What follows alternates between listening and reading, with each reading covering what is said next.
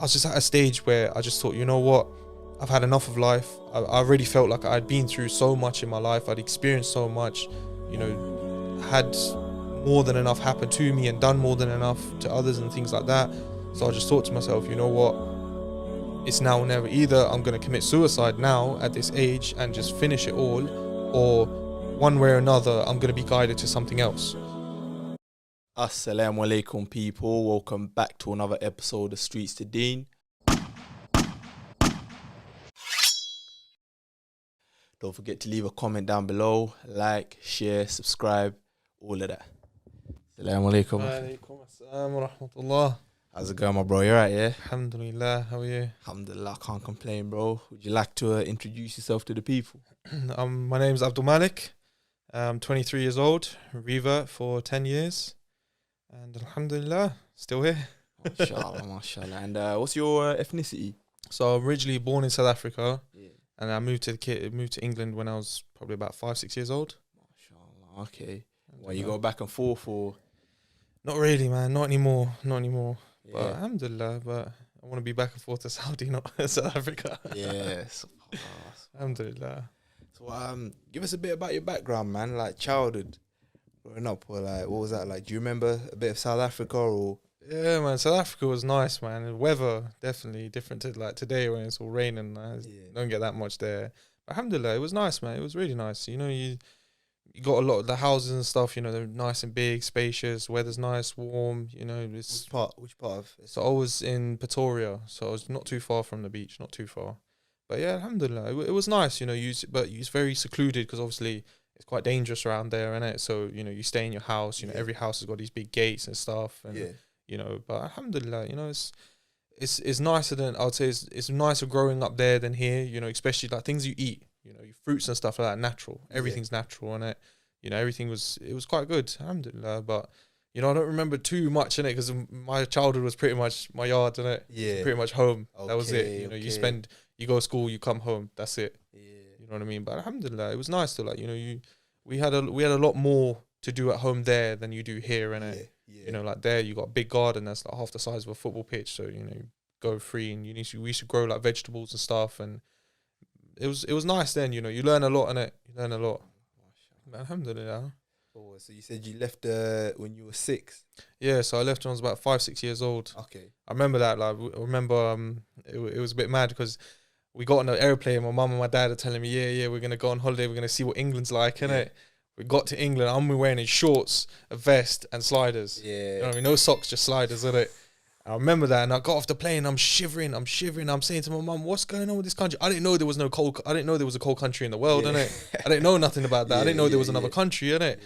So I got off the plane, and my mum's saying to me, "Right, well, this is home now, innit?"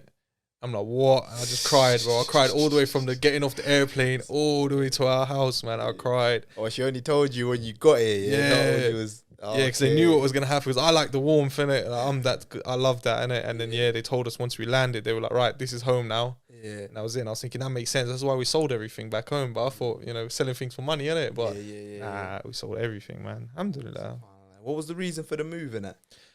To be honest, it was one, my dad got a job here, but the reason why he got a job here is because it was quite dangerous in South Africa. Okay. So like obviously, you know, back in the day you had that, you know, the apartheid, you had the racial problems and stuff like that. Yeah. So then when I was growing up, that sort of got flipped on his head.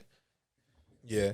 So then the white people became, you know, like the lower class, and then the black people became higher class, and it changed quite a bit. And then, you know, there was a lot of like racial violence in it. Yeah. So then I remember our house got broken into, and my parents basically just said, you know, this is it now, innit? Like, because there, you know, breaking into a house here, everyone's doorstep is on the pathway anyway, so it's not that, you know, not that difficult. Whereas there, you got gates, you got multiple gates to get through. You know, there's a lot of security in place before you can actually enter into someone's property. Yeah. So for that to actually happen to us, and it was just me, my sister, and my mum at home that night. Yeah. So yeah, it was like the first night my mum actually had to pick up a gun, you know, and that's for a woman, you know, that's not a big thing. Yeah, that's scary, you know, and especially my mum's a very soft-hearted woman, innit? So that was just like, nah, it's too much, you know, it's not safe here. So my parents thought, you know, rather come to England, give me and my sister a bit of a better upbringing, a bit safer as well.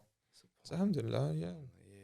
That's interesting, man, because obviously I'm from Zimbabwe, so we're basically neighbors. But you know, like what you were telling me about how everything got flipped on its head.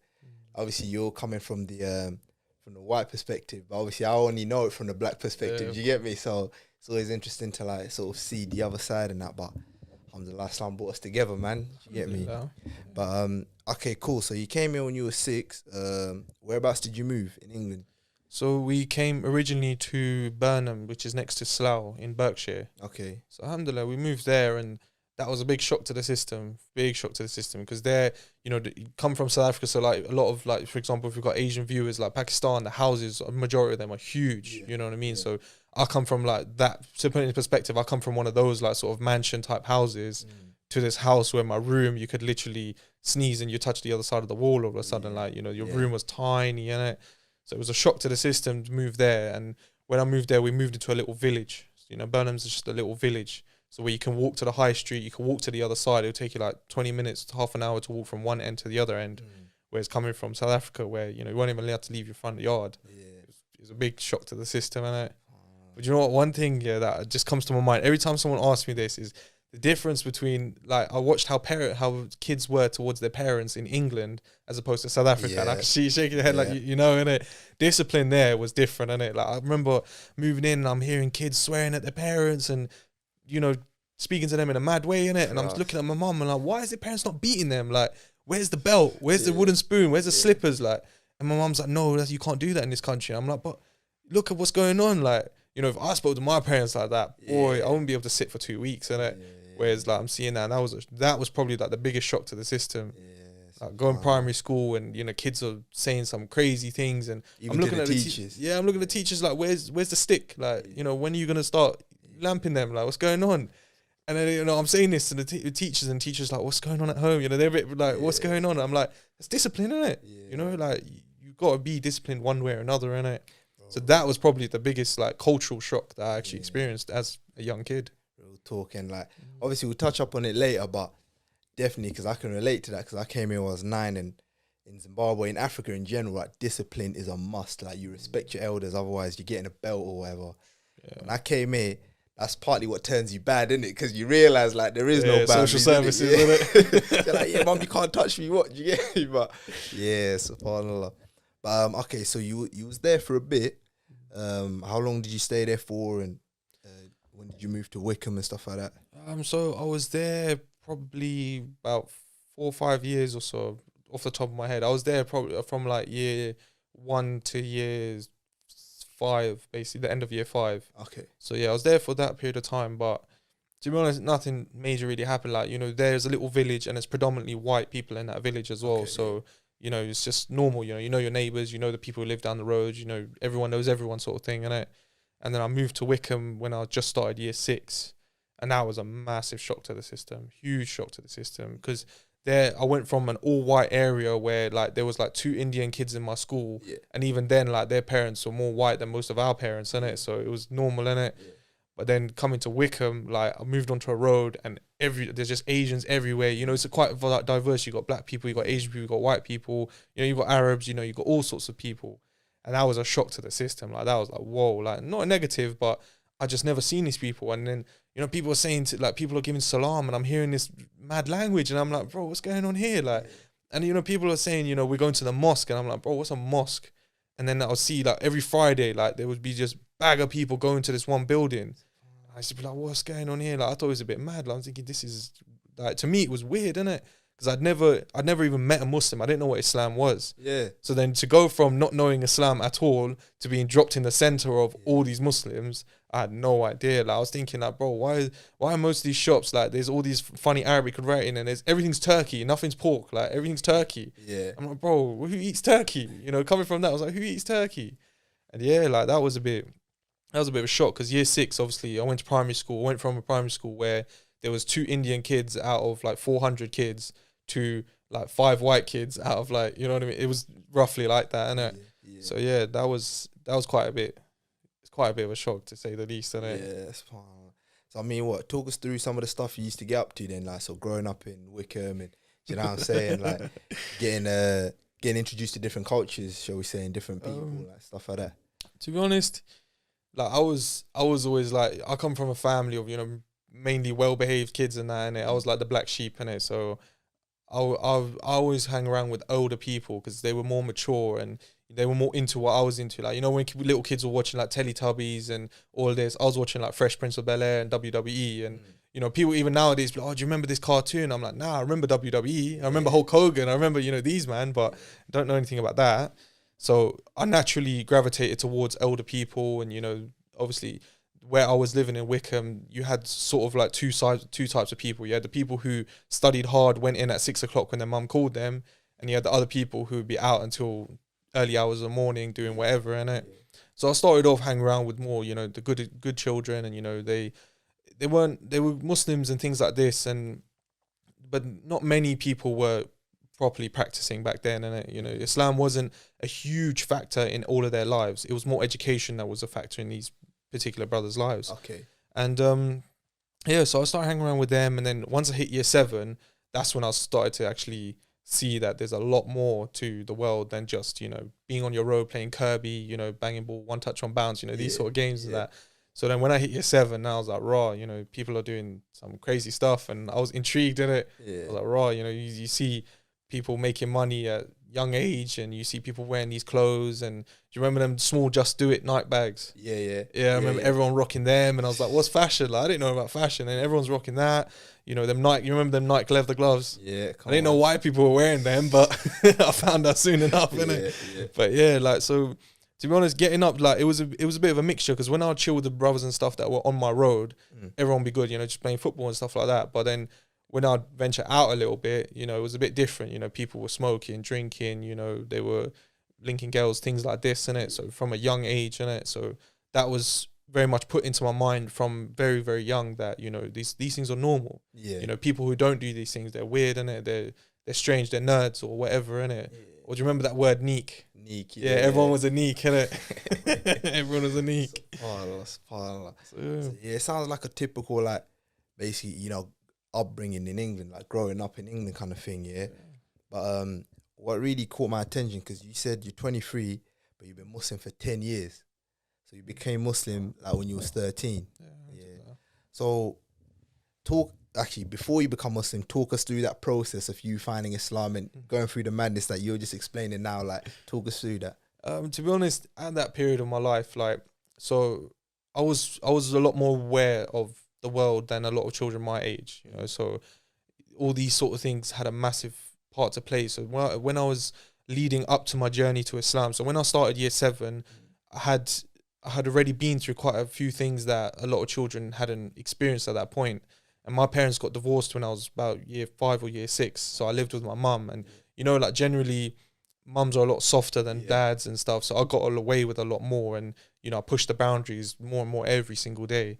So so I started getting up to a lot of things that, you know, generally young kids don't get up to, you know, hang around with people, you know, started smoking at that age, started, you know, smoking weed and things like this, you know, and just general, just, you know, just little bad things, like, not like going out doing crazy stuff, you know, robbing people, robbing banks and stuff, nothing like that, but more lower level, but, you know, it progresses, isn't it? Yeah, of course, And I think at that period of my life, when I hit year 7, that's sort of when I just ran riot. I thought, you know, let me do everything, you know, just getting in fights, and, you know, things like respect and these sort of things became quite a big part of, you know, fear and respect and reputation.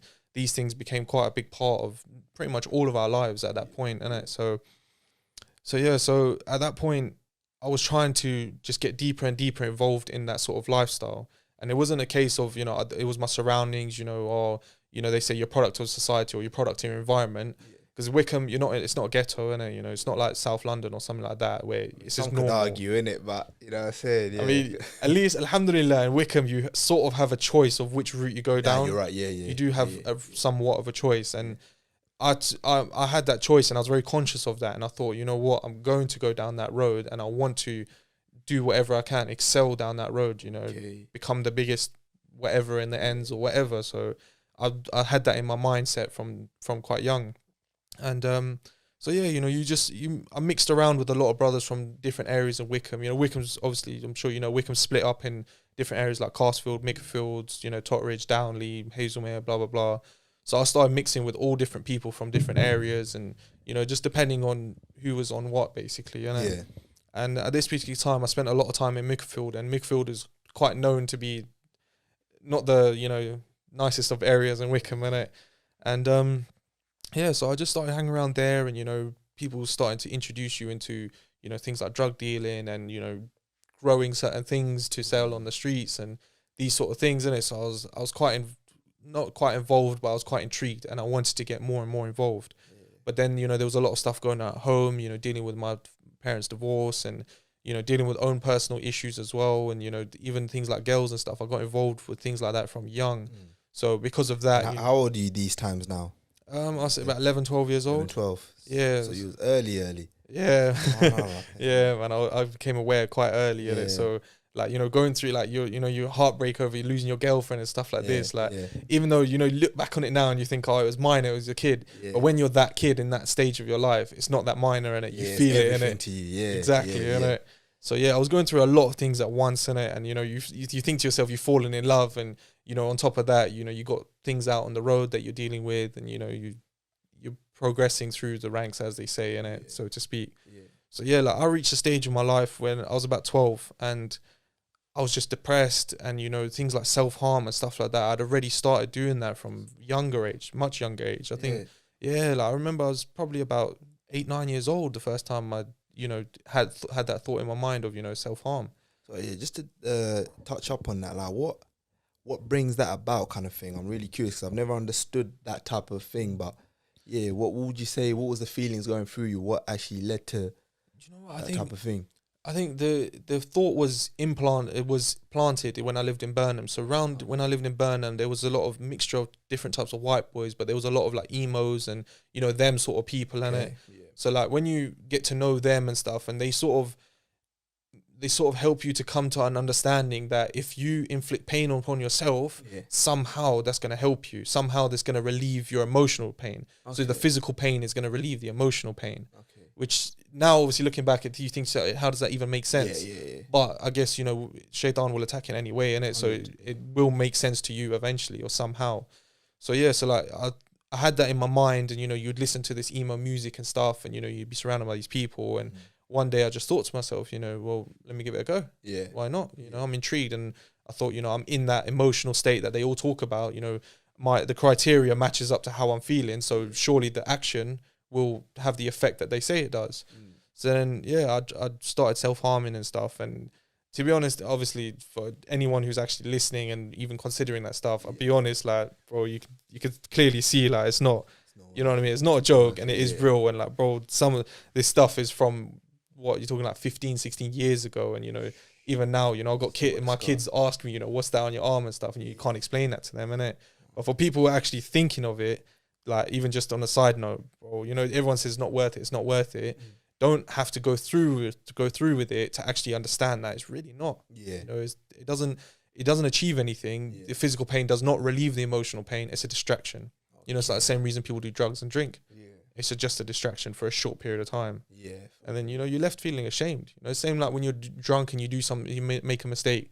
Once you're actually sober and people tell you, oh, bro, you did this, like, then you're left feeling ashamed. You feel like an even bigger idiot than when you started off, innit? Do you know what I mean? It's like a vicious cycle. But so like, coming back to it, like when I was about 11, 12 years old, I was at that stage where I was feeling heartbroken. I was feeling like, I didn't know my place. I wanted to be a bad man, but in my heart, I couldn't fully commit to it. Do you know what I mean? I wanted I wanted to do this, that, and the other, and I would do certain things, and then I'd feel regret in my heart. Do you know what I mean? And you couldn't show that because it's weakness, isn't it? But then when I went home at night, I'll be thinking to myself, I'd pray to God. Even though I was a Muslim, I'd pray to God, and I'd say to God, just help me, help me, guide me in one way or another. Do something for me to show me what I'm supposed to be or who I'm supposed to be.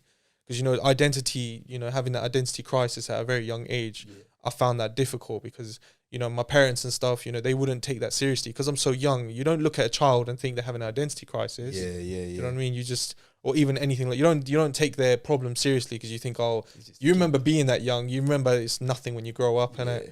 But, it was difficult. So I would do things like, after school, I'd go to church and I'd sit in church and I would always I felt out of place. I felt very uncomfortable. Something just didn't sit right with me, and I'd always do often things like write things on my hand like God's child.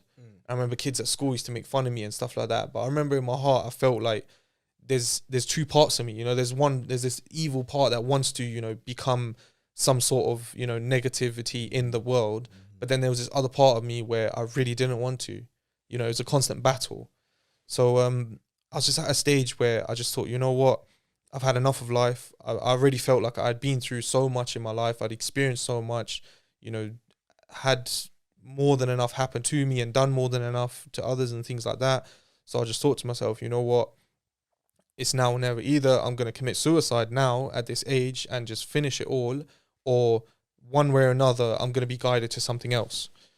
So I had no idea. Like, I literally had no idea about what was going to happen or anything. But in my heart, I knew I didn't want to live anymore. I didn't want to live the way I am living. That's for sure.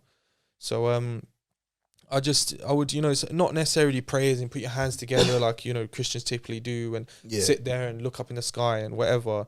I'll just be walking home and I'll just be thinking to myself, God, like, if there is more to my life than what I've already experienced, then show me. Yeah. And if there isn't, then make it easy for me to take my own life.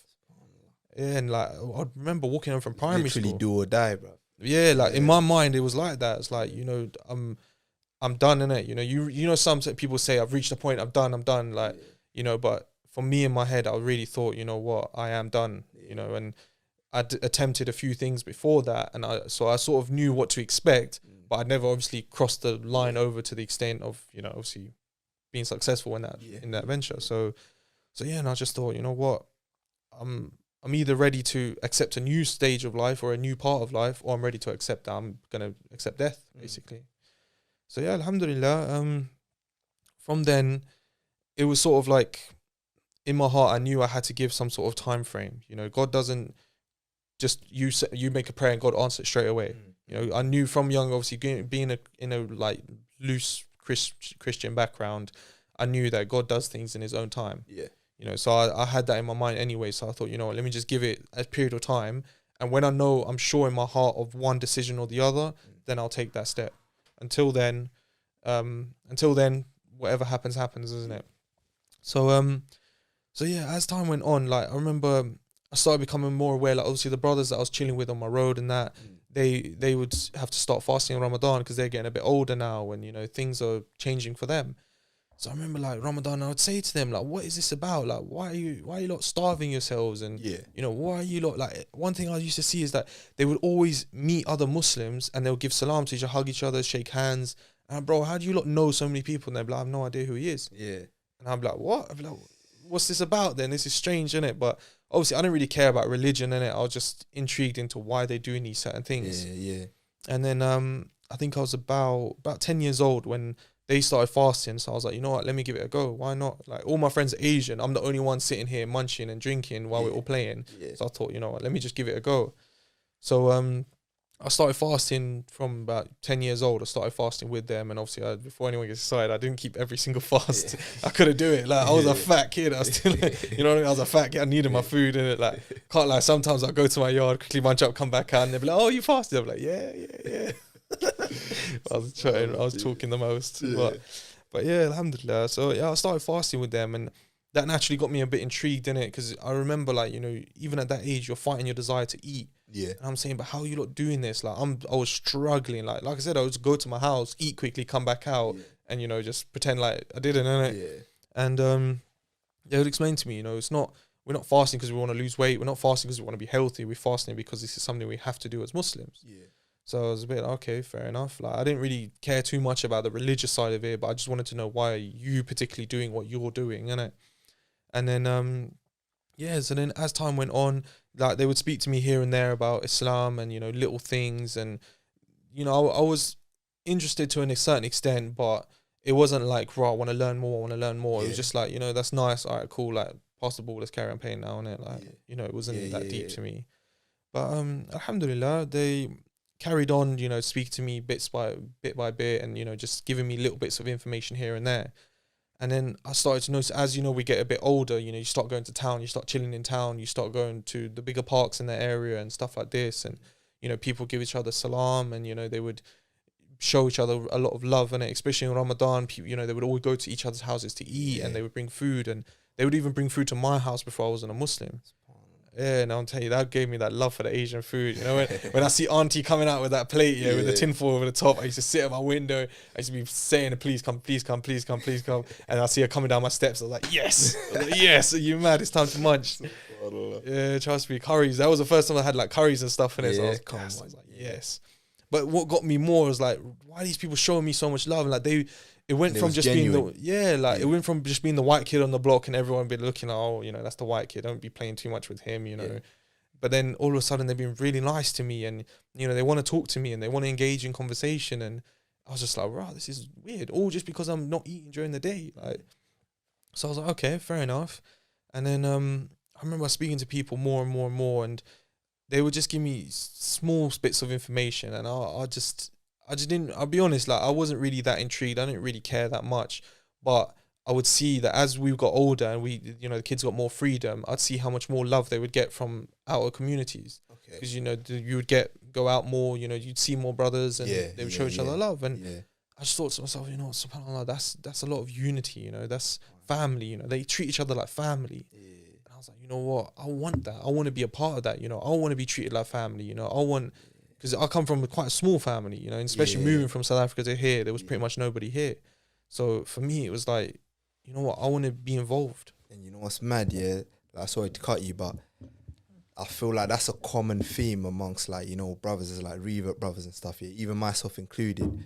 But, you know, seeing that genuine brotherhood that Muslims have towards one another, like, it's not fake. Like, you know, coming from a non-Muslim background, you might not be able to really understand or comprehend like what it means, but when you see that brotherhood that Islam brings, especially during Ramadan and stuff like that, it's unexplainable, bro. Like, it's real love kind of thing, and it does make you question, like, right, you know what, like, it does make you want to know even more, innit? So I can completely relate to what you're saying, innit? It's true. You know what I'm saying? But yeah, carry on, say. Alhamdulillah, it's very true. Like, it's something that I had never even seen in another culture. Like, even amongst, you know, Sikhs, I grew up with a few of them, and, you know, even Christians themselves, you know, it was never like that. You know, you go to church and, you know, your auntie will be talking rubbish about this next auntie, and then, you know, they go to church and everyone's good again, you know. It's like, so it doesn't really intrigue you. You just think to yourself, oh, you know, my family's my family, yours is yours. We might go to the same church, but that doesn't mean anything, you know.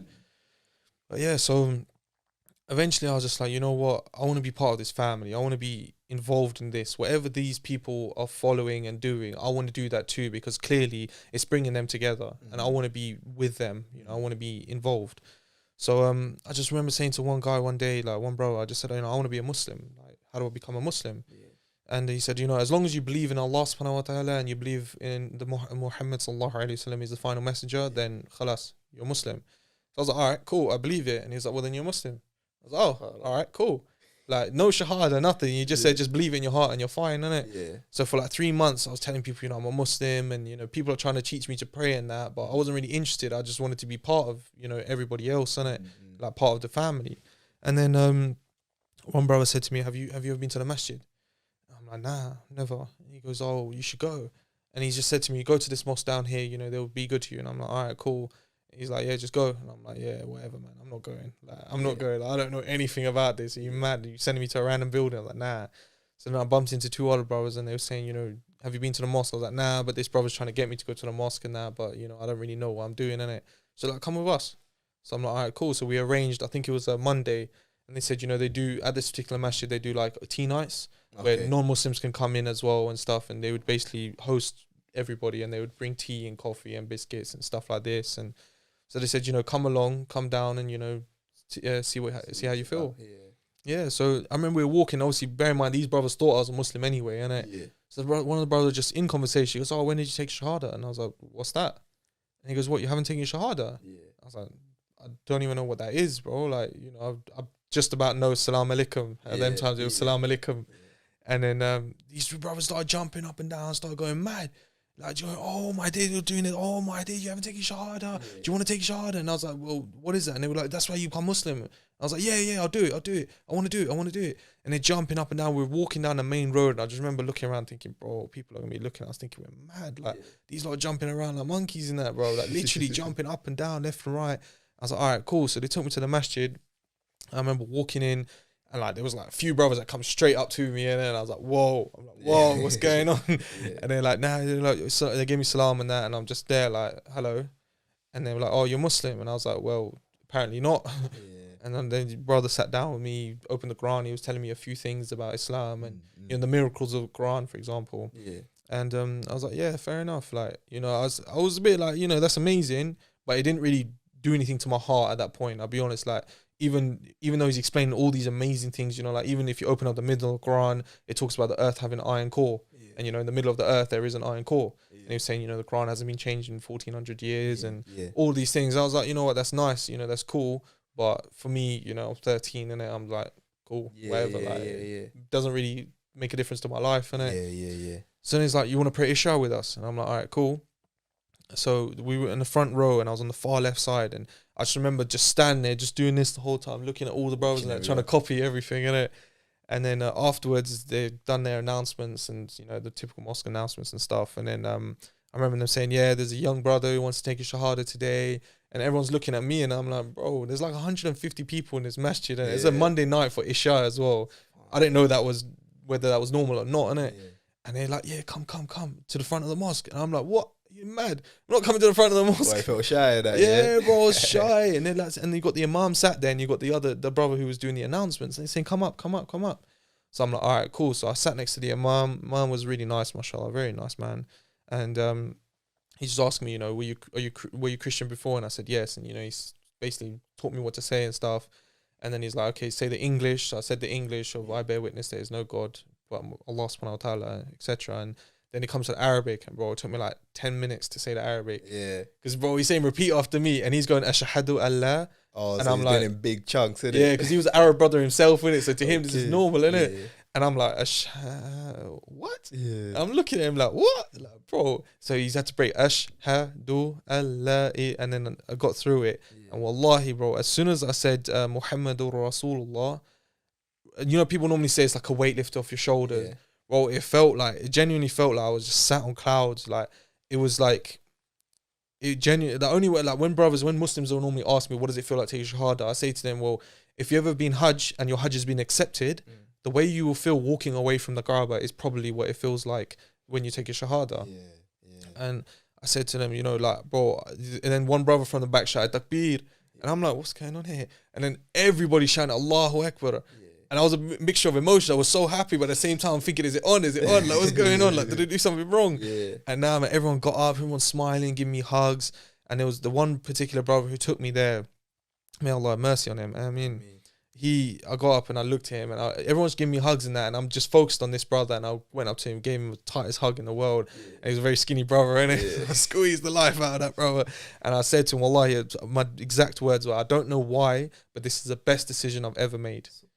And bear in mind, I didn't know anything about Islam but till then, innit?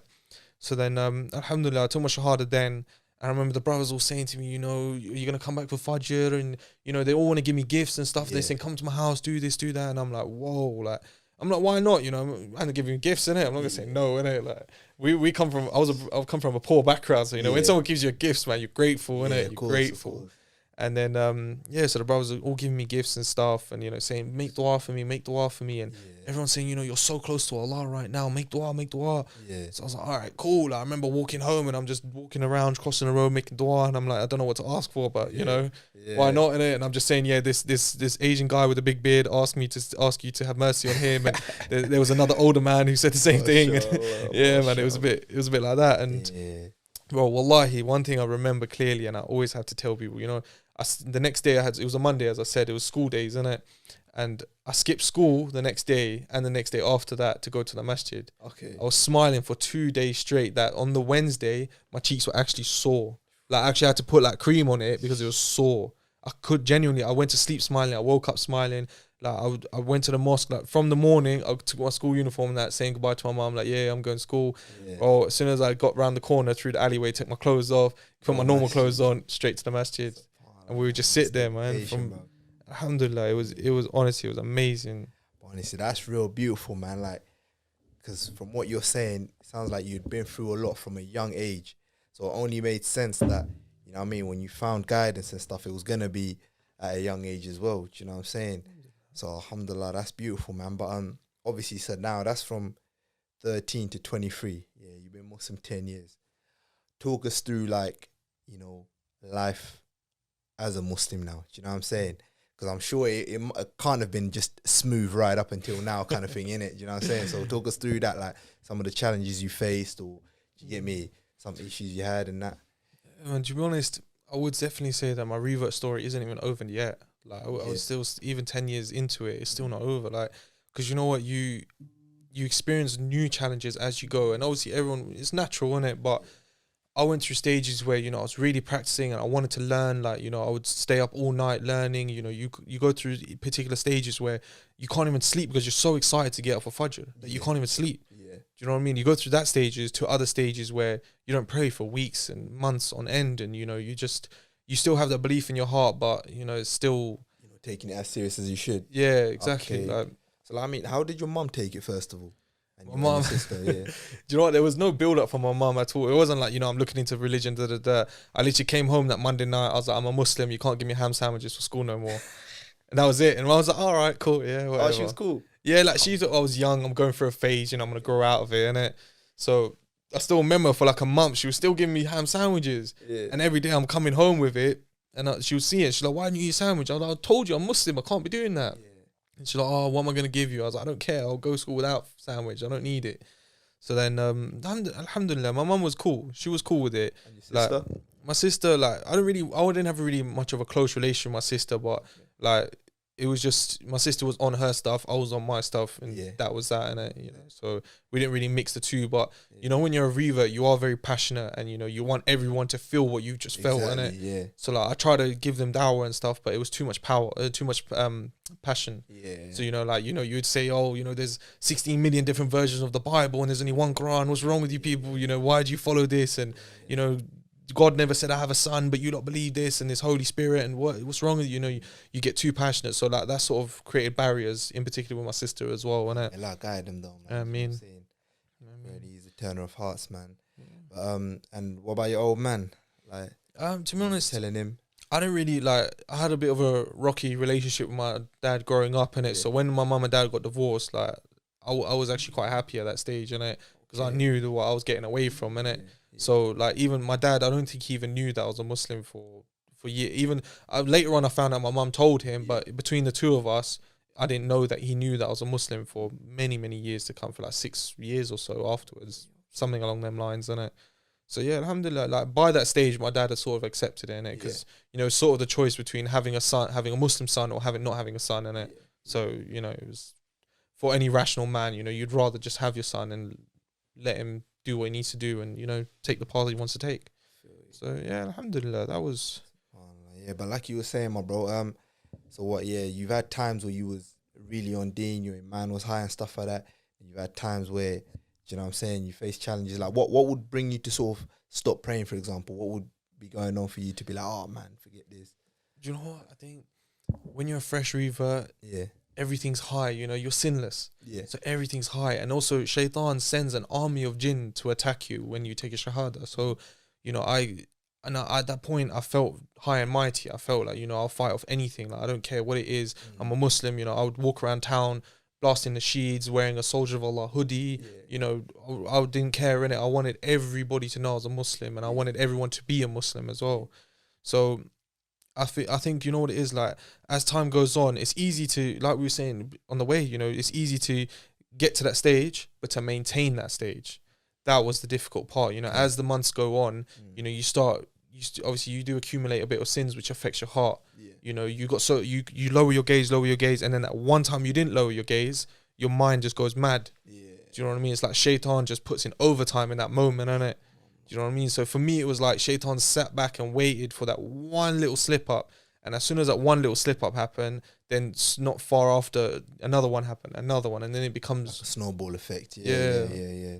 So that's what they normally say, like, you know, if you were practicing and you become jahil after practicing, you normally become more jahil than you were before you even started practicing. And that is true. Like, it's true, because, you know, like, you can easily say to someone, you know, you can easily be practicing for 2-3 months or whatever, but then once you start slowly, you know, social media was quite a big thing when I was growing up. Like, Instagram had just come about and it was just picking up. So, you know, all of a sudden you didn't need to walk around in the streets to, you know, see something you shouldn't see. Yeah, of It was course. on your phone. Yeah. Do you know what I mean? Like, it was all these things, like everything became so accessible just at your fingertips. Yeah. So it became a bit easier to be some type of way outside and then another way inside. Yeah. But then over a period of time, the way you are inside will affect how you are when you go out. Yeah. Do you know what I mean? What you put in your mind will result in what you are as a person. Yeah. And I think that's what sort of happened to me, that when I became Muslim, I jumped so far into Islam and this and that, and like I just neglected everything that I was beforehand. But then, you know, as the other brother who was on here was saying, you know, you can't forget your roots. Yeah. I completely forgot everything that I was, and then all of that started creeping back in slowly, innit? Yeah. And I think that's what sort of threw me off a little bit, that I was like, raw, you know, I've still got desires, you know, but I want to get married. But because I'm 13, 14 years old, you know, and I'm trying to chat to uncle or something like that, uncle's telling me, Yeah, listen. shush. Yeah, you got to touch up on that one because, yeah, I feel you, bro. All right, so you become Muslim when you was 13. Obviously, to fulfill certain desires, you got to be married. What was that like, trying to find a wife at 13, bruv? Like, do people take you serious or like, you get me? Yeah, you got to tell us. You know what? My wife's going to be watching this. No, you know what? It was quite difficult, yeah, because, you know, you would have girls trying to chat to you and stuff, and then straight away, like for me, I would be telling them, you know, it's got to be marriage or nothing. And for them, they're like, hold on, like, what do you mean? Like, we ain't even done GCSEs and you want to talk about nikah? Like, you must be mad. And they'd be like, nah, you know, let's just chill, let's see how it goes, all this. I'm like, nah, man, it don't work like that. So I remember, like, there was a particular sister from another area, and, you know, she was quite a bit older than me, about 23 or so, and I was about 13, 14, and, you know, I used to like to give dawah and stuff, so she messaged me, and, you know, she's just asking me Islamic questions and stuff, but like I said, I grew up quickly in it, so I wasn't stupid. I knew these questions were only leading to conversation in it, so I just said to her straight, like, it's either marriage or nothing, innit? Yeah. She's like, yeah, chat to my dad and whatever, and chatting to her dad, everything's going well. How old He's was like, the sister? 23. Okay, and you're still 13. Yeah. 13. All right, yeah. So I was quite a bit younger than her. And I was chat to her dad, and conversation didn't last long. He's like, yeah, you know, where you from? Here. How old are you? 13. Beep. Hung up I'm the like, phone. what? I'm like, yeah. I'm like, uncle. Assalamu alaikum, uncle. Man's like, no. He's like, no way. I'm like, oh man. So yeah, that basically, that gave me a big reality check in it, because I was like, raw, like, you know, I really want to get married, but what's the possibility? Yeah. But it was still like, you know, from then I made dua, you know, I always made dua. I want children, I want to be a husband, I want to be a father, you know, I want these things. And I used to ask Allah subhanahu wa ta'ala, please, you know, grant it to me. But then a brother also advised me, always make the dua, oh Allah, what's good for me, bring it closer to me. Oh Allah, what's bad for me, distance me from it. Like, subhanAllah, because obviously from what you're saying, I can imagine even just, let's say, having that rejection or having people that aren't on the same wavelength as you, that surely must have affected your mind as well. Do you get me? Because you're out here, you know, your heart's clean, you're trying to do everything the right way, but no one's taking you serious, or like, do you know what I'm trying to say? You're facing these obstacles. Like, how did you like overcome that? Like you're saying, obviously dua was one thing, but yeah, like, to be honest, it was quite difficult, because even when I speak to my mum and I say to mum, I want to get married, and mum will say to me, you come home and you come home married, you're gonna get it. And I'm like, oh man, like, it was difficult. Like, I used to be very angry, you know, I used to have a lot of anger in me, because I'm like, you know, I'm trying to do things halal. I don't want boyfriend, girlfriend. I don't want to be caught behind the bike shed at school and any of this funniness. You know, I want to be halal, so I would be angry. And, you know, the brothers at the masjid would say to me, you know, yeah, bro, you do it. It's sunnah to get married young. Go for it. Then I had other brothers who were saying to me, bro, you're not young. You're not ready yet. You're not ready. You know, you need to be financially stable. You need to be able to provide. You know, you need to be able to do all these things for your wife. I'm like, yeah, but, you know, I've got this desire in me, and I want to do things halal way. I want to, you know, it's not just about, you know, I want to get in the bedroom straight away. You know, I've always wanted the companionship. Exactly. So for me, like, the only things I could do at that time was dua, but at the same time, you know, that also did push me towards haram things. Because no one would take me seriously. I was never taught how to control these desires. You know, even from young age, or even being Muslim, you know, they say fast and do these things and that. But let's be honest, you know, if you're used to living, if you're used to certain things, and then all of a sudden you're not, you know, and obviously people are gonna watch this and think, but you were so young.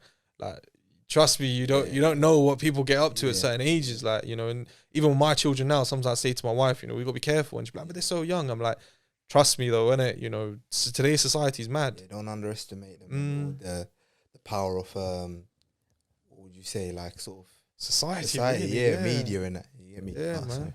Yeah. So, to be honest, like for me, I think to overcome it, I couldn't actually say that I overcame it, because I never stopped wanting to get married, and I did still pursue that, but it also led me to being in haram relationships in order to achieve that. Yeah. You know, so it did. I wouldn't say I overcome it. I'd say actually having all of those things was good for me. That I realized that now, 10 years later, I realized all the rejections and the patience was a good thing for me.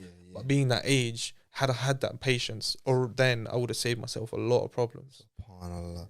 But I think that would get into a deeper discussion, I think, like, which needs to be had, like, you know, if you've got kids, or if you know young brothers or young sisters that want to get married, wanting to do the halal way, like, we should obviously nurture them good feelings, but like you said, there has to be certain things in place, like, okay, can you financially provide, can you do this? If you can't, how can, like, you as a parent help them, or do you know what I'm saying, or aid that situation? But for me, I feel like it's good to want those things, but it's good to also be serious, kind of thing. So it is a deeper discussion, I think, you know, as Muslims we should have, like, how can we get that balance and not put someone away? Because like you said, all that rejection, people not taking you serious, it ended up leading you to haram, which is the last thing you want to lead a brother to. Do you get me? So inshallah, man, I think there should be a deeper discussion on that one.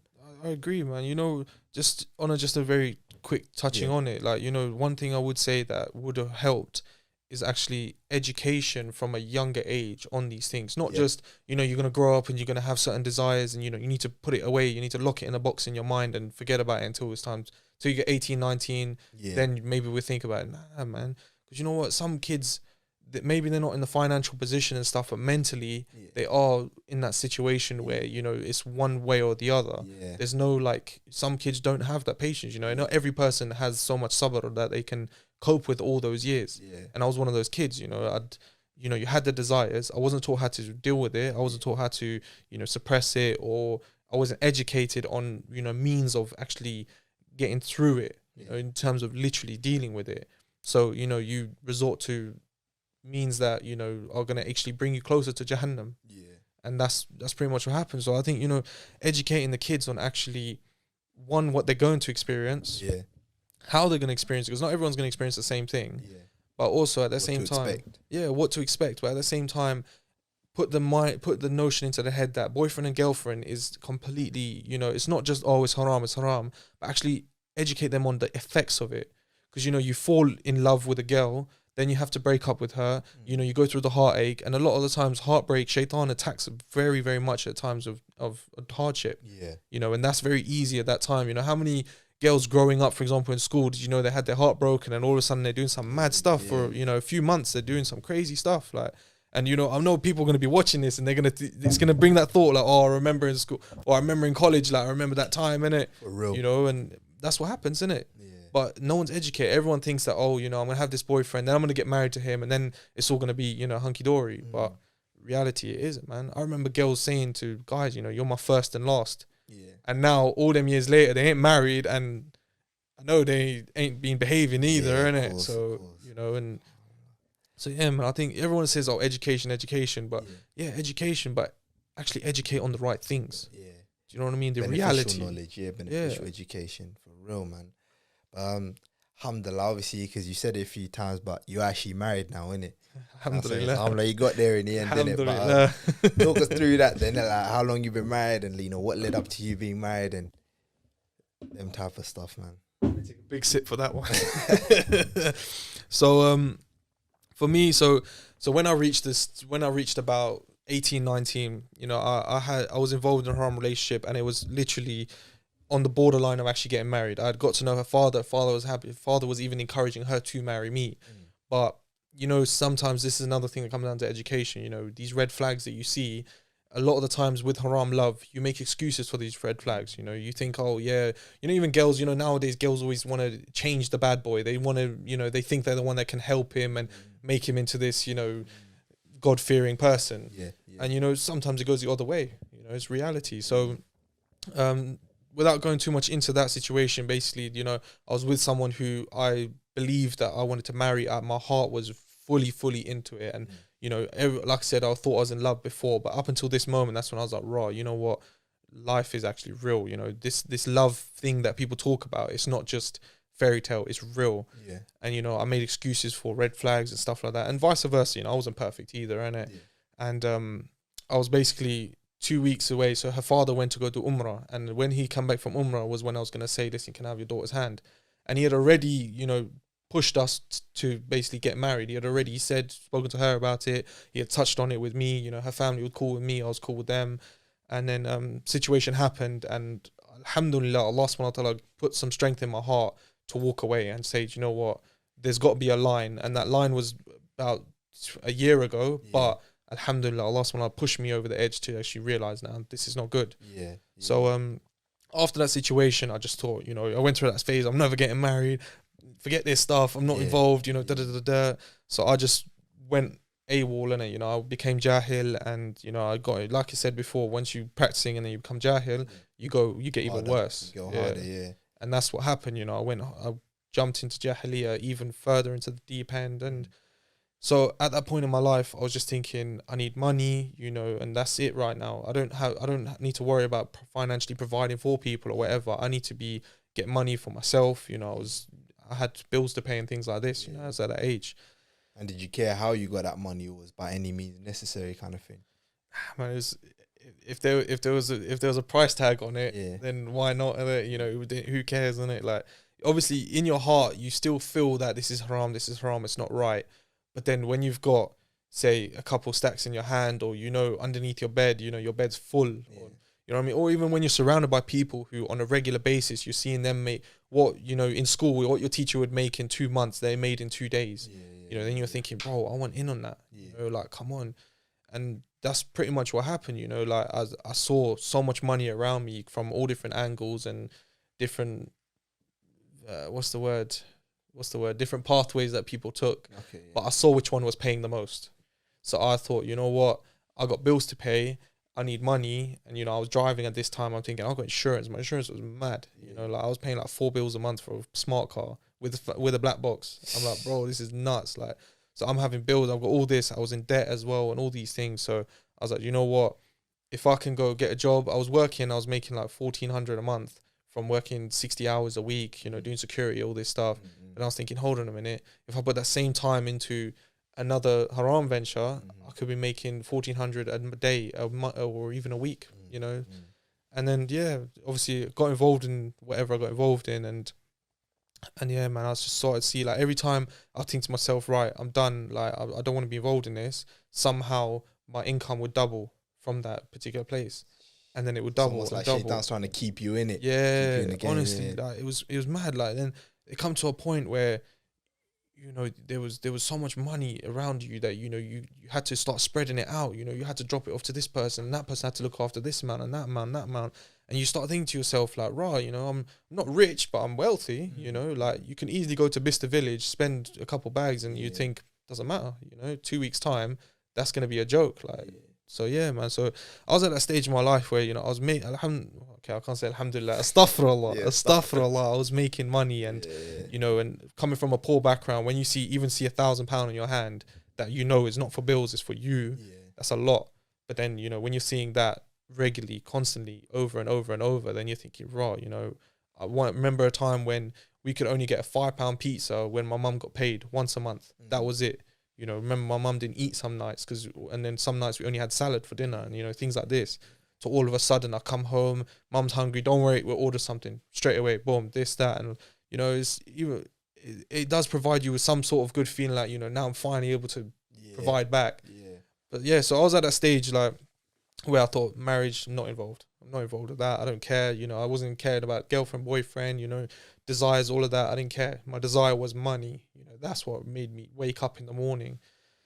And then I remember that I was on Instagram one night, and there was this particular sister that I used to go to school with. She was a few years older than me, and she stood out for all the good reasons, mashallah. You know, she was very modest, you know, kept her gaze lowered. She was quiet, you know, any good quality that you could think of in a particular sister, you know, this sister had. So I had her on Instagram, and I saw that she shouted out this business. And I saw this business, and I thought, well, if this sister's shouting it out, there's barakah in this business. There's something good, you know, there's someone special behind this. So I remember I ordered, it was a bakery, but the sister does baking. Yeah. So I ordered some brownies, and I was just thought, I didn't think nothing of it, innit? And then sister, the bakery business, sister messaged me saying, oh, you know, your brownies are ready. I was like, oh man, I wasn't expecting that same night, innit? I thought it was like pre-order, you know? So I just said to the sister, obviously, I didn't make it obvious what I was up to, but I was like, listen, I ain't going to be free until late tonight, yeah? So you might as well just, don't worry about it. I'll either get it tomorrow or whatever. And she was like, no, you need to collect it tonight because, you know, the fruit and stuff will Fresh go funny. Yeah, keep it fresh. So I was like, all right, cool. I can come at like 10 o'clock tonight. Is that cool? She was like, yeah, that's fine. So I remember pulling up, and I obviously had a long day, driving all day, doing whatever, this, that, and the other. I'm just like, raw, man, I just want to get this, leave, go home, eat and sleep, and that's it. So I remember walking up to this house, and this house, mashallah, it had so much nur, it had so much light to it. And, you know, it's not like it was painted, not like it had lights or anything, but it was just bright, innit? And I remember knocking on the door, and this small sister opened the door. Yeah. And, and I remember so much nur. Obviously, I wasn't expecting a sister. I was looking at the door, and so much nur coming from the sister's face, from the house behind her, as in the surroundings. Yeah. And I just remember I looked down, I lowered my gaze, and I'm just like, I felt nervous. I was like, what's going on? You know, from every angle that I was looking at, I could just see nur. And I remember no, because, you know, you read about it in hadiths, you see it in movies, you know, fairy tales, all this rubbish, but you never ever think you're going to meet someone who literally has nur emanating from their face, innit? Or from them, you know, from themselves. So I remember I was nervous. I'm looking down. I'm like, I'm here for the brownies. And I'm just there. So she's like, yeah, no worries. She's gone, got the brownies and that. And I'm stood there, nervous wreck. And I'm like, bro, I'm a confident guy in general. innit? I'm not, you know, I'm a nervous wreck, bro. I'm stood there looking down. I don't know where to put my hands, putting my pocket, taking out my pocket. Do I look this way? Do I look that way? I'm just like, don't know what I'm doing with myself. And then she come back. She gave me the brownies. I said, thank you, you know, blah, blah, blah. And so then said salam, left. I remember she got 2 steps going down on a driveway, and I was like jelly, like my legs were like jelly. I was so shocked. I stumbled down the stairs, and all I be hearing behind me is I'm like, allow it, man. I just violated myself. I violated myself. I'm like, man, I was just like, that's anything but smooth, like. And then allow it, bro. It seems like it's bringing back memories for him. But no, alhamdulillah. So I remember walking away to my car, and even though having that embarrassing situation just happen, I remember all I could think to myself is, what about this sister makes her so special that, you know, there's nur from her house, from herself, on you, kind of thing. Crazy. I remember I was driving back, and it was about half an hour drive from that house to my house. The whole way I'm driving back, I'm thinking, that was crazy, you know, I've never experienced that. I'm trying to make it make sense in my head, innit? And I'm thinking, you know, is there something she does, or is there something wrong with me? Did I, you know, something in my eye or something like? And I'm just thinking, no, like, I know what I saw. I saw nur coming from a house, from a brick house that was on a row of other houses. I saw that house had nur. And I'm thinking, but I've never seen someone, you know, you see beautiful people, mashallah, and, you know, even when you're young, you know, you don't necessarily lower your gaze and stuff, but you don't see someone that literally looks like they're shining, you know, not sweaty shining, like shining, innit? And yeah, subhanAllah, so I got home, had the brownies, enjoyed it, whatever. I remember that night, like, I just couldn't sleep, and I kept on thinking, what was so special about this sister? You know, what is it that Allah subhanahu wa ta'ala has blessed her, not only herself, but her house with nur? And I remember I couldn't sleep, and I'm thinking to myself, you know, I don't want to do something haram here. So, but I just couldn't get it out of my head, and I was like, you know what?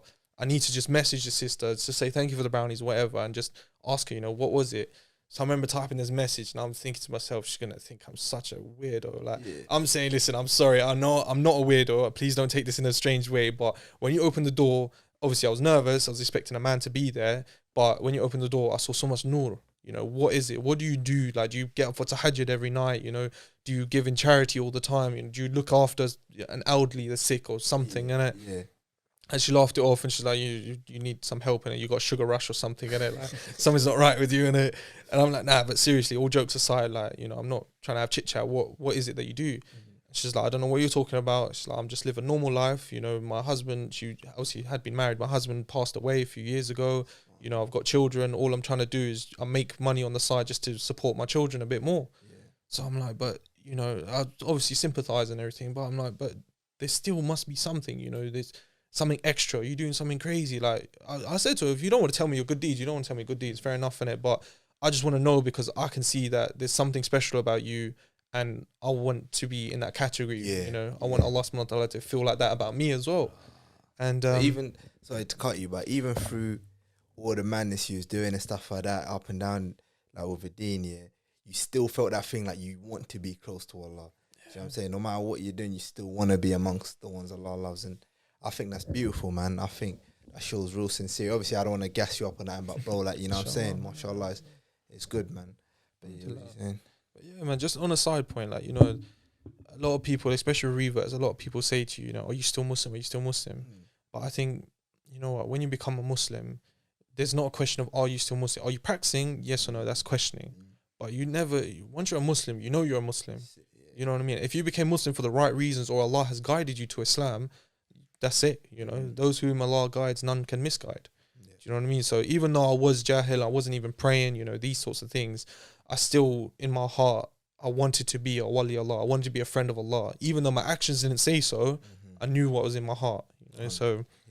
So even when I saw this sister and I had this, I thought to myself, this might be an opportunity to educate. Educate myself on something I could do. You know, even if it's just one good deed. You know, maybe something I could do.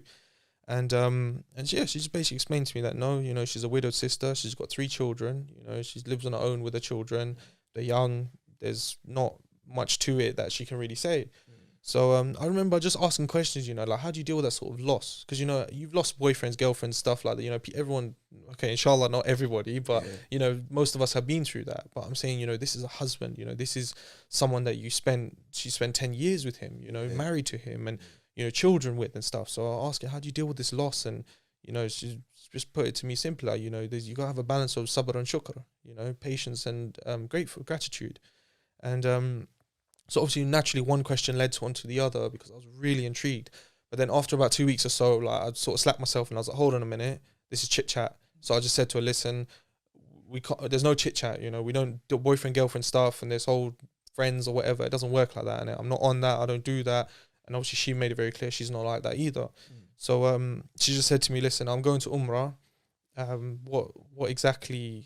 She just says, I'm going to Umrah, so I don't know exactly where my heart is, but through Umrah, let's see what happens, basically. So she went to Umrah, alhamdulillah, and she came back.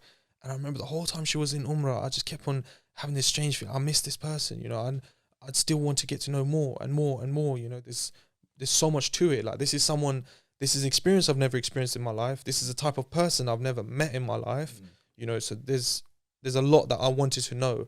But obviously, I knew within the boundaries I couldn't get to know too much.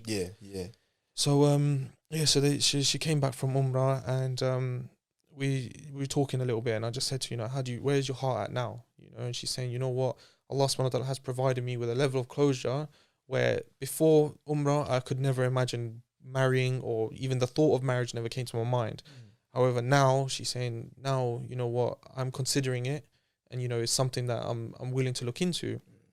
So we got to know each other a bit more, and, you know, as time went on, you know, she was telling me about her kids and stuff like this. And obviously, just on a side note to anyone who's actually listening, you know, the haram interactions is not advisable, and, you know, may Allah forgive us all for all of us who have done it. But, you know, in this particular situation, it's not an excuse at all. You know, the sister had children and things like this, so whoever she brought to her parents, she needed to be sure that this is someone worthy of being brought to the parents.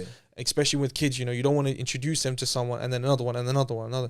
You know, you need to be sure of who you bring to your children, because that's obviously for a mother, that's the most important thing. So we got to know each other a little bit, and then we found out there was a bit of an age gap between us. She was saying so she was older than you. Yeah, she was older. She's gonna kill me, bro. I agree. I don't say that. Let's just say, if you, depending on which opinion you take, the difference between Khadija radiallahu anha and the Prophet sallallahu alaihi wasallam, depending on which opinion you take, But yeah, so then she basically said to me, you know, you're young, you've got so much life to live, and obviously by this time I was probably about 22, 23, about 22, 21, 22.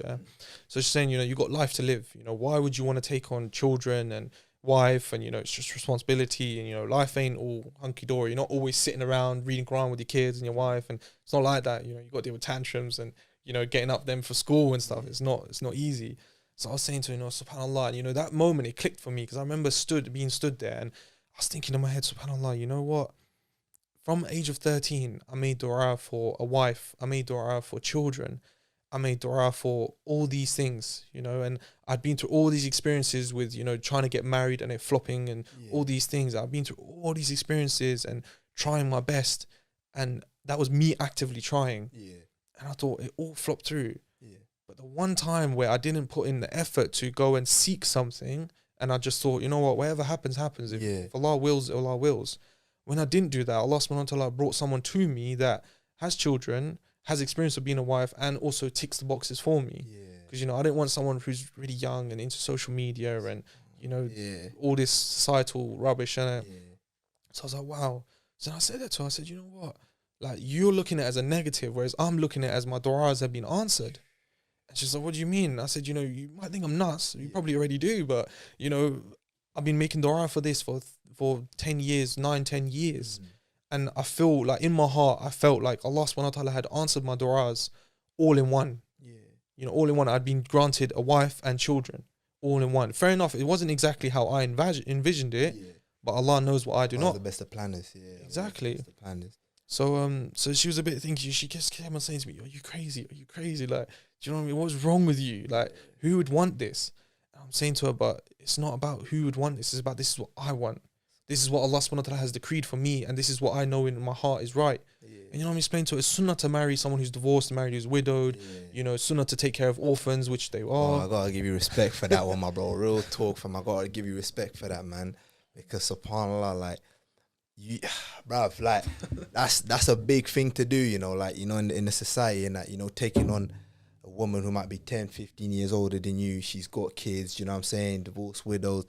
And I don't know how much you follow on this, you know, that this whole red pill theory and stuff like that, about how this and that, like, a woman with kids and that is, you know what I'm saying, it's lesser, or even culturally they say this stuff, but that's not what Islam brought, bruv. You know what I'm saying? Like, everyone knows, like, the Prophet ﷺ, apart from Aisha, all his wives were, like, either divorced or widowed and stuff like that. Do you know what I'm trying to say? So it's like you're saying, it is kind of a sunnah, and we do need to change that narrative. That, do you know what I'm saying? Like, 100%. you can't think any less or any more of a person based upon their situation. Rather, it's their man. Like you're saying, the nur coming from her face, her love for Allah. Do you know what I'm saying? That's what differentiates. You get me? How we should judge people. But bro, that's beautiful, 100%. Man. Yeah, 100%, man. You know what? I think I was also one of those people who had that mindset before that. You know, like, I'm gonna say something that, you know, some people might be like, what? I might turn the volume down a bit, but I had the mindset of, if the sister's not a virgin, I don't want to know. I don't want to know. That's real though. A lot of brothers see it like that. It's true. Yeah, like, it's not. Yeah, and it's true, man. Like, and to be honest, it's a lot of brothers who are not themselves who want that, innit? You know what I mean? That's the realness of it. Bro. But this is the thing, like, I was in the same mindset. I had the mindset of, if she's not a virgin, if she's not hijabi, if she's not, you know, praying 5 times, if she's not this, like, I had a list that was longer from Birmingham to London. You know what I mean? Like, the list was mad. But you know what? When I actually got involved in that situation myself, yes, I'll admit that it's not easy. You know, no marriage is. Any married brother will tell you it's not easy. Having children, no person with children that are biological, is still not easy. But I will say that Allah subhanahu wa ta'ala opens up so much more doors, because not you're completing the sunnah of actually getting married, but you're also completing the sunnah of, you know, marrying a divorcee or a widow or something along them lines, you know. So Allah subhanahu wa ta'ala doesn't just open those 2 doors for you, Allah subhanahu wa ta'ala opens those 10 doors for you. And I think culturally and things like the culture has become like poison. You know, culture has become a poison for so many people that, you know what I mean? They don't look further than what their forefathers used to do or what their family back home are going to say or whatever, but they don't realize that the barakah in actually doing these things. Like, even me, alhamdulillah, with my wife, like, I don't deal with half the amount of rubbish that I've dealt with so many other people. You know, and even having someone who's been married before has had issues, you know, has experienced certain things, you know, has experienced a lot of things that, you know, been through problems and stuff. So they already have that knowledge of, you know what, and this approach is going to work. The maturity, the difference of approach, you know, they accept things. And especially, you know what, in particular for widows and divorcees, they know what it's like to lose someone. So they appreciate time. You know, they appreciate smaller things. They don't want to be going to expensive restaurants every day. They just want to be close to you while you're eating.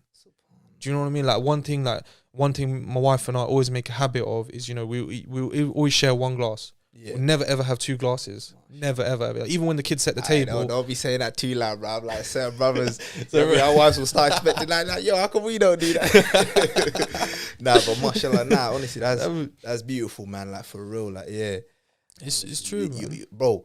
You're actually kind of like making an example, bro, like a good example. And I'm glad you sort of touched on this topic and, like, you get me, you said your story, because we need that, man. We need more positive sort of like outlook on certain things. You get me? How society and culture looks at certain things isn't how Islam looks at things. So we need to start having that Islamic mindset and, like, you get me, doing things for the sake of Allah, not just what people think or how society will perceive me and stuff like that. So, bro, like, once again, man, mad respect, bro. You get me? And Allah, you know, continue to put barakah in your marriage, you know what I'm saying, and your family and stuff, my bro. I appreciate it. And I think, you know, it's definitely something that, inshallah, you know, we all need to talk about a lot more, because, you know, I think people a lot of the time overlook, like, we talk a lot about barakah and stuff, but they overlook where's all this barakah coming from. You know, where's, you know, marriages. Think about how many times brothers and sisters want to get married, you know, then they spend 20, 30, 40 grand on a wedding. You know, the sister who was a hijabi is no longer hijabi on the wedding day.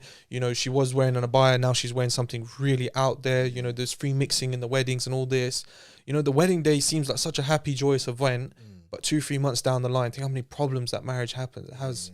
And people always say to, you know, it was always good at the beginning, and I don't know what happened. You don't know what happened, because on your wedding day, you're leading up to it, you removed all the barakah. Exactly, yeah. Do you know what I mean? You displeased Allah while thinking that you're trying to please Allah. Yeah.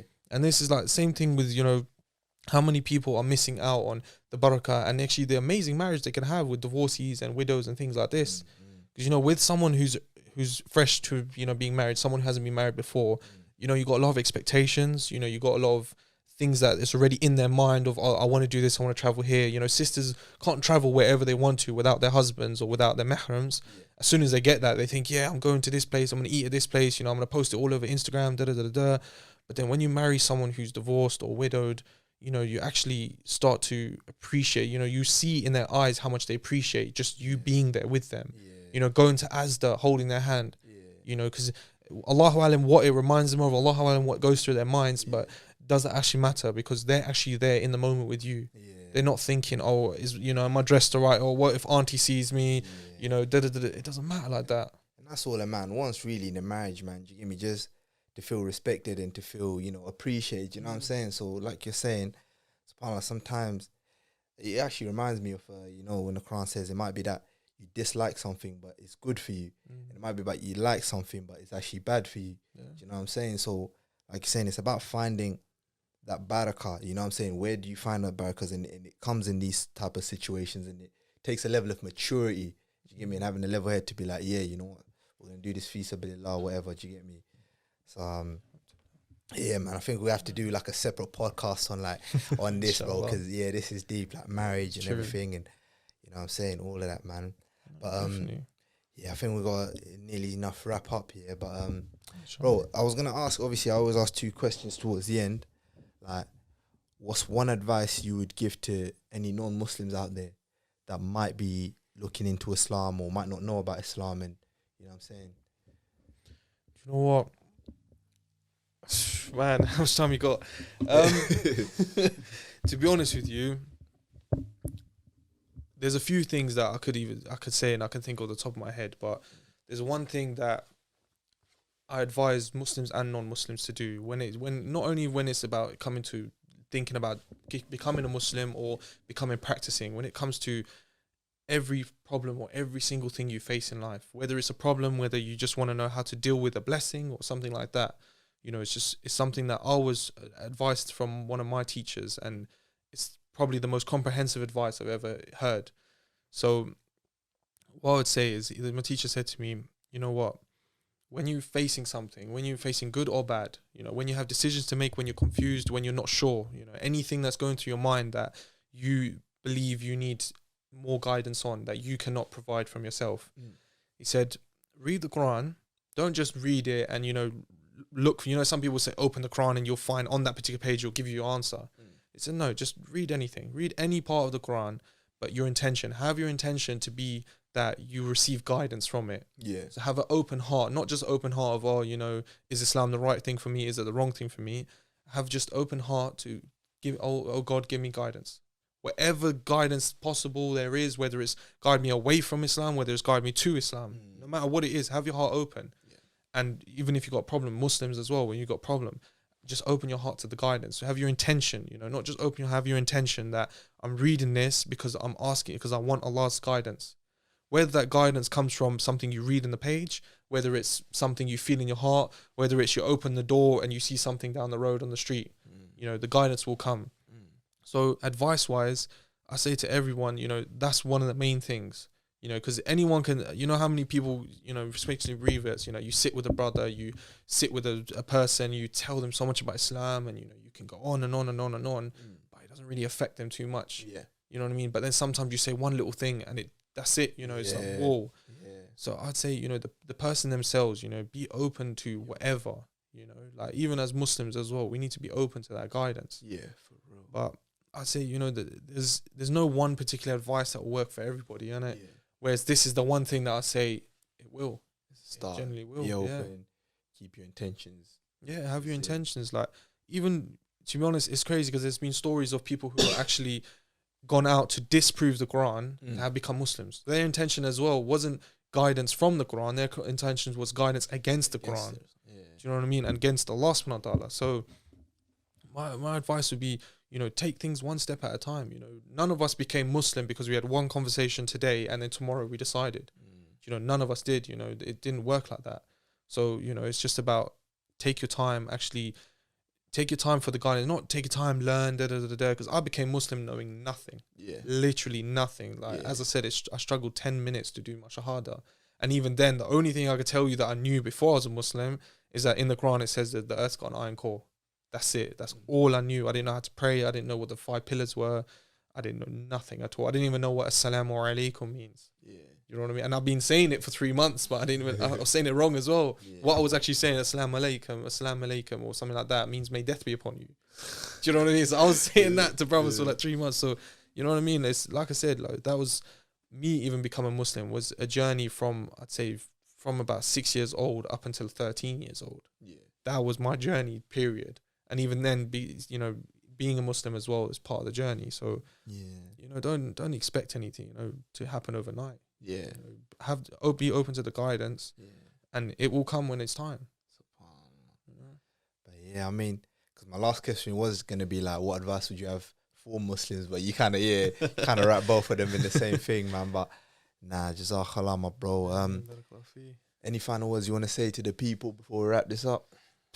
Man, I feel like I got dry mouth be talking so much, man. I feel like they're getting bored. But to be honest with you, all I can say is that everyone's journey is going to be different. You know, there's no one particular advice that a person can give you. There's no person that can tell you that your struggles are easier than someone else's or harder than someone else's. You know, Allah tests each and every one of us by our own means. The only thing that I can say, and only maybe a bit of advice or anything I can give you, is that, you know, patience is a virtue, and that's beyond, like, you won't understand how much patience is a virtue until you've got to the end of your journey.